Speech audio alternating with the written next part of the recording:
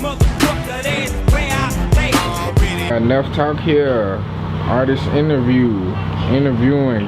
Got Chris Salazar, man. Go ahead, you know, give a little briefing. Hey, what's up? It's DH Legend, Chris Salazar. We're here in Denver Harbor, right here in Mucho, Mexico, right in the heart of the neighborhood. I'm here with Enough Talk. Yeah. Hey, it's a great podcast. You know, I want to thank him for the opportunity. Yeah. And shit, we about to dive deep into it and talk about my music and talk about my hood. Yeah. So, like, let them know, you know, where you from. Shit, I'm from Denver Harbor, right here.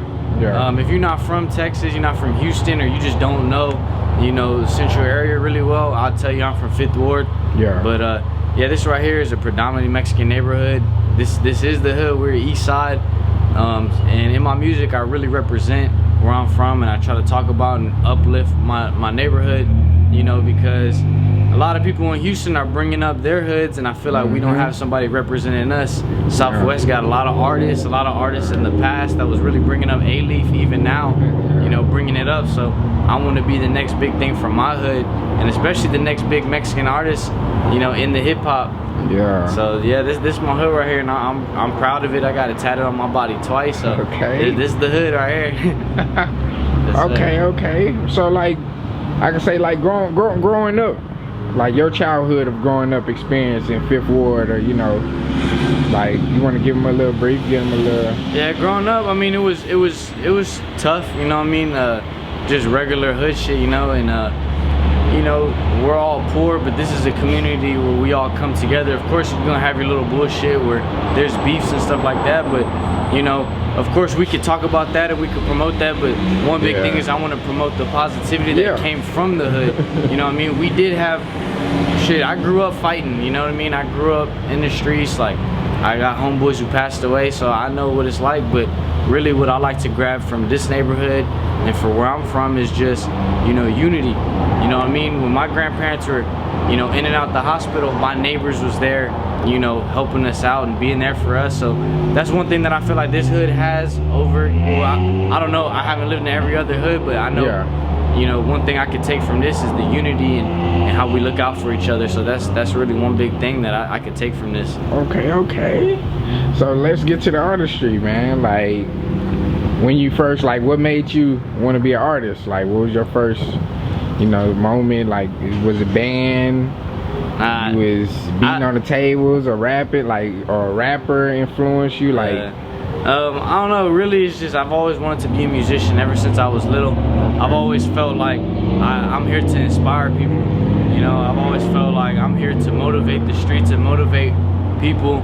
I remember even back whenever I was in 6th grade, me and my homeboys, I would go home and I would listen to NWA. I listened to Fuck the Police on my PSP, and I would sit there and I would write the lyrics, and I had an obsession with just learning lyricism and learning the message behind music. And that's one thing I gravitate towards more is the meaning behind, you know, the lyrics. Not just here to make music just to make music, but to be able to inspire people and motivate people. And I've always wanted to do that. Okay. And I took my avenue through hip-hop music and rap, and that's what I want to do. So you went from there, you went from, you know, jamming NWA on the PSP. I remember I had PSP on them days. But yeah, to like, when was your first, you know, studio experience? When was your first, like, you know, rap that you wrote? Like, my first, I mean, I've been writing rap. I really started taking it serious when I was about 15. I started writing, you know, just writing some bars and trying to do some things. And I was trying to, you know what I mean, I was young, I was broke, so we had like a little rap group. And we were trying to form something, and nobody was down. And I was like, fuck it, I'm gonna get it on my own. And I started just writing, making songs. And I remember I had no car. I mean, we were poor and shit, you know, so I had to get my homeboy to take me to the studio.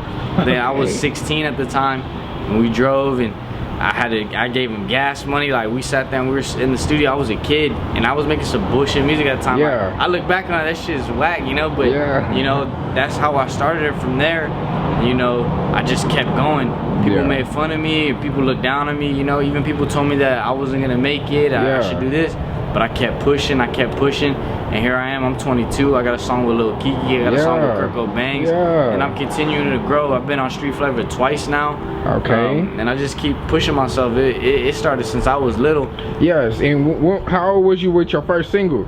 My first ever single, I was 16. I recorded that song. I went to the studio and I dropped it on SoundCloud. So how old was your first music video?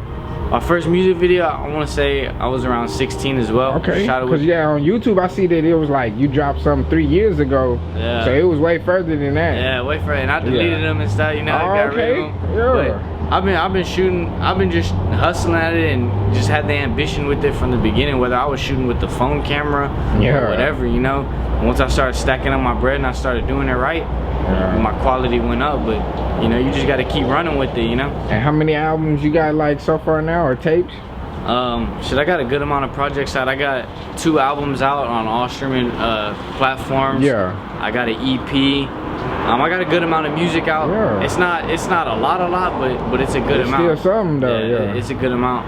Okay. And then your singles, your latest, I saw the Kirko Bangz music video. And then you said something with Keke. Yeah, I was jamming and it was like a not saying like, you know, like females type little song. Yeah. You know what I'm saying? More of a R&B, how the beat was to me or whatever. But nah, that shit was wild. Yeah, I appreciate that. Like, how was your experience, like, you know, meeting them and getting, you know, work done with them, doing, you know? It was cool. Lil Keke, that one to me was more of a humbling experience because, you know, that really is a legend of the city, you know, and of the game. So just to be able, because I worked with him, I want to say about 2 years ago or a year ago, and I'm still young, I still have a lot to grow, and to see him record, to see him in the studio and see how he, you know, how his mind works, and see him knock shit out the way that he knocks shit out, it really, you know, it taught me a lot. He was able to just teach me just off of watching him, and the words that he gave me when we shot my music video. I brought him to my neighborhood, you know. I brought him to here. I don't know if he ever stepped foot in here, but I know for sure that this was the first ever video he shot here, you know. So it was humbling, and it really motivated me to like, all right, let's get it, you know, like this is an OG right here, and I'm trying to be the next big thing. So, you know, we can collide. Same shit with Kirko too. Kirko is a humble dude. He reached, you know, I reached out to him, and the way that he approached me was, you know, with respect. And that's one thing that I'm real big on, is you show me respect, I'm gonna show you respect. And the same thing, the words that he told to me, you know, on some personal shit, you know, he, you know, just motivated me and was like, you know what, if Kirko sees this in me, I know I can do it, you know what I mean? And my favorite rapper personally is Nipsey Hussle. I look up to him a lot. I watch a lot of his videos. I got TMC tatted on me too. Like, he's one of my favorite artists, and that same thing for me is my level isn't rising rapidly, but it's going. As long as I keep going, it's going. Consistency. You know, because it's not a sprint. You know, like he says, it's a marathon. We got to just keep going and keep pushing. Just don't quit. For real, that's facts right there, though, man. So what's your, you know, like what you say, future plans? Like any upcoming albums, any upcoming videos about to be, you know, drop singles, you know? I'm working on a collab project with one of my boys, Paul Wizzy. We hit the studio. I want to say the project is around halfway done.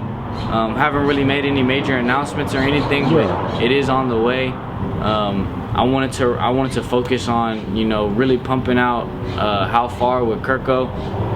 We just debuted the video on Street Flavor, you know, and stuff like that. So I wanted to focus on that before I go and dive into my next project. But that's coming. I got another album coming, so it should be within the next 3 months, 4 months. I'm taking my time on it, but shit, we're gonna have an album release party. Enough Talk's gonna be there. Okay, you know? Man. We there. You gotta pull up, man. We there. Though, guarantee. And when is that?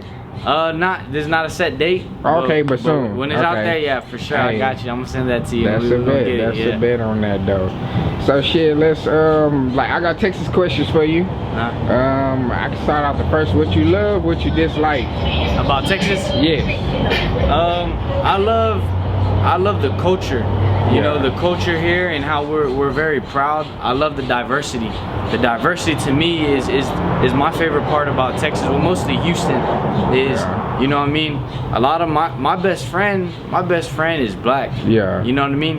And that's what Houston is about, like just diversity, you know, and just, you know, like I make jokes to him all the time. Like sometimes I try to get him to drink like a super Mexican beer, like you know, a michelada or something. And he'll tell me, he'll be like, man, I don't like that shit. And then he'll try to put me on something that's super black, you know, and I'm like, man, I don't like that shit. Yeah. But the diversity, you know what I mean? Just the two cultures colliding, and how, you know, we're best friends. Like he's been my best friend for like, I'm 22, for like damn near 18 years I've known this guy, you know. So that's one thing that I really love about Houston and Texas is diversity. What I hate is I feel like Houston or Texas as a culture too is we have a big thing on hating the next. Yeah. You know what I mean? A lot of artists here don't come together and work together. A lot of artists hate on the next artist who's coming up, and you know, that cause a lot of problems. You don't ever really see Texas unite. Even back in the day, you know, when Houston music was blowing up with Chamillionaire. Yeah, the North versus South.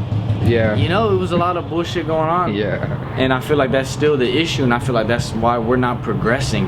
You know what I mean? Our music isn't progressing. Like, you know, Travis Scott, and I fuck with Travis Scott, but his music don't sound like no Houston shit. It sounds like Atlanta shit, you know? Rockstar. Exactly, some rockstar shit, that's you know? facts. And that of course, is Atlanta though. we do gotta progress. Like, our music does have to change. Just like when you go to LA, like their LA music, you know, you get a lot of the inspiration from Tupac, but they've progressed the game where you can still hear the old school West Coast shit, NWA, Tupac, Dre, you know, all that, but you hear that new style. And that's our problem here is we're not progressing because we're not helping each other rise. It's what's that saying, crabs in a barrel, whatever. Nah, facts. Yeah, that's our issue. Nah, for you know real what I mean? though. That's the main reason I asked this question. Just, you know what I'm saying, because everybody basically say a lot of the same with that part though. But yeah though, so what's your top 5 favorite Texas artists? They can be new, they can be old. Also. And they don't just gotta be from Houston, they can be from, you know, Dallas,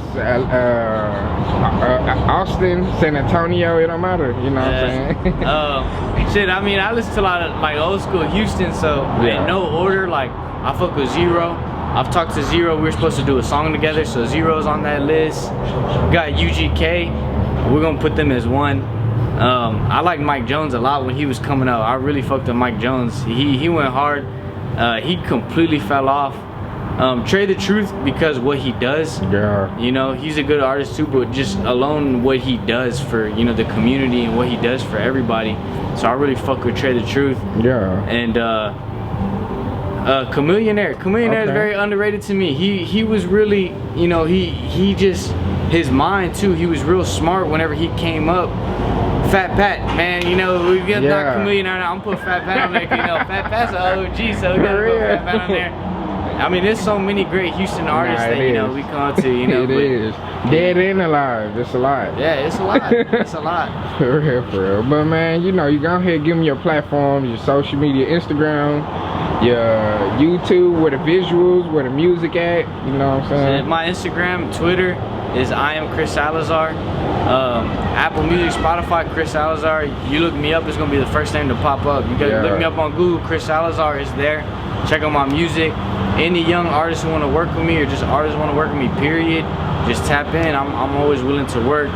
You know, if you're from the neighborhood, let's do it. But yeah, Chris Salazar everywhere. Check me out. Yeah, man. Hey, Chris Salazar, y'all tune in, tap in with bro, man.